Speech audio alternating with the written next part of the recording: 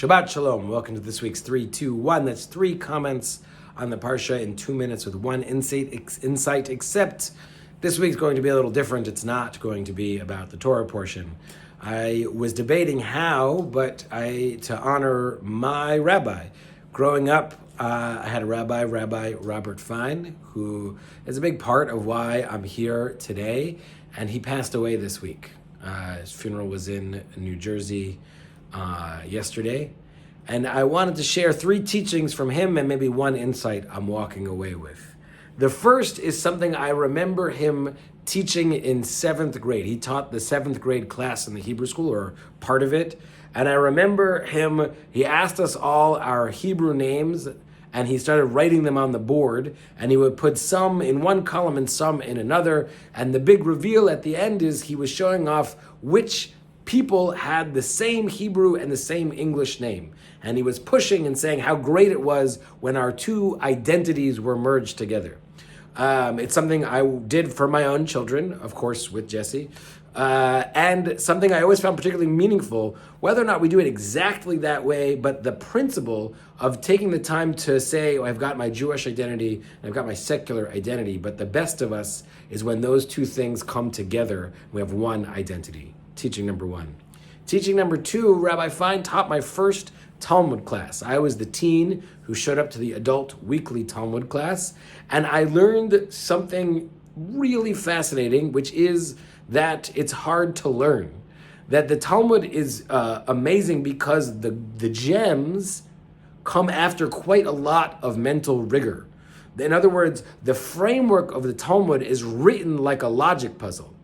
It gives them words, it comments, and it brings it down. And what Rabbi Fine taught me is the value of going through that methodically, 1 step at a time, until you could understand the bulk of what was going on. And only then did you get the gems that impacted your regular life.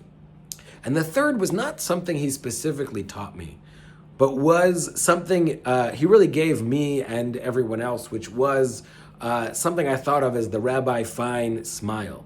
He had this mustache, and he gave you a smile and like a twinkle when there was insight you shared, or when you got the point, or when something was good. And that smile was full of such warmth. It was almost like the equivalent of sitting by a crackling fire. It was so real and so present and so valued. He really saw you where you were. He gave you the kind of smile that said, not only did you do a good job, but you lifted him up and made something special out of a moment.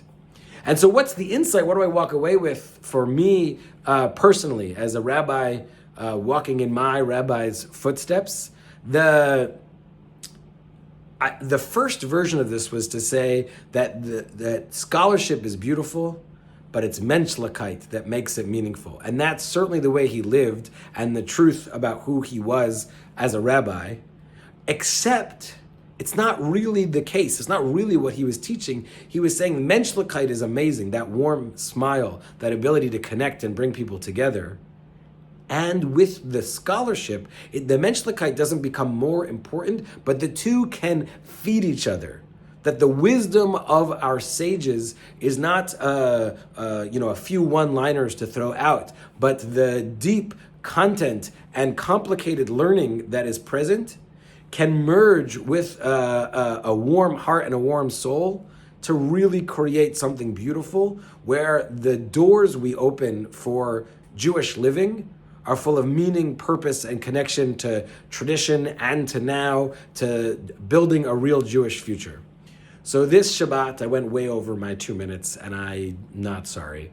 I hope we all, if you ever had a chance to meet him, I don't know, he worked in Westchester for many years, but I hope that for you, as it is for me, that Rabbi Robert Fine's memory is forever a blessing. Shabbat Shalom.